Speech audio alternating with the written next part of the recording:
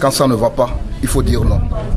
C'est pas en restant les bras croisés que la liberté qui a tant manqué aux Togolais va tomber du ciel pour nous parvenir. Et à un moment donné ici, on a le mouvement pour la force vive, hein, des Togolais engagés et pris de liberté. On s'est rendu compte qu'il y a un relâchement.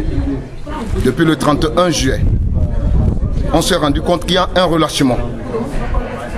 Ce qui fait que le Front citoyen Togo debout a décidé de rompre avec ce silence. Et nous avons également remarqué ceci tristement dans nos villes, ce qui se passe. Les militants, les populations sont quotidiennement menacées. Ce qui nous interpelle. Nous avons également remarqué que les préalables des recommandations de la feuille de route de la CEDEAO sont bafoués à longueur de journée. Les détenus politiques sont toujours en prison. Les gens sont en train de mourir quotidiennement en prison. Pourtant, ce sont des innocents.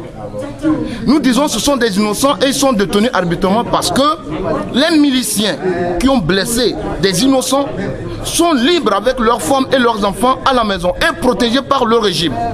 Ce qui fait que le Front citoyen Togo debout a demandé à la population de se mettre debout. Nous n'allons pas tomber dans le jeu du gouvernement. En réalité, le gouvernement n'avait pas le droit de nous imposer des itinéraires. Mais notre force est la non-violence. Nous n'allons pas tomber dans leur piège. Nous n'allons pas tomber dans leur piège. Nous savons que même dans la mer, nous irons marcher. Nous irons marcher partout où besoin sera, nous irons marcher. Nous n'allons pas créer un bras de fer entre le gouvernement et les manifestants amènent. Nous connaissons leur folie. Nous connaissons aussi leurs intentions. Réprimer à sang et à mort. Nous n'allons pas pousser nos populations à tomber dans ce jeu. Là où ils nous donneront pour marcher, nous marcherons. Mais nous savons qu'en marchant même dans une rue, le monde entier est au courant. Et tout le monde sait aujourd'hui que la crise est palpable au Togo. L'exemple des villes assiégées. L'exemple du comportement des individus qui sont devenus plus puissants que les institutions de notre nation. Ça nous révolte et ça nous interpelle. Personne n'est en sécurité. Donc nous n'allons pas tomber dans ce jeu du gouvernement. Oui, l'appel est toujours le même. Nos luttes, nos forces, c'est un sursaut patriotique. La lutte aujourd'hui est devenue une lutte citoyenne. Ce n'est plus l'affaire d'un parti politique.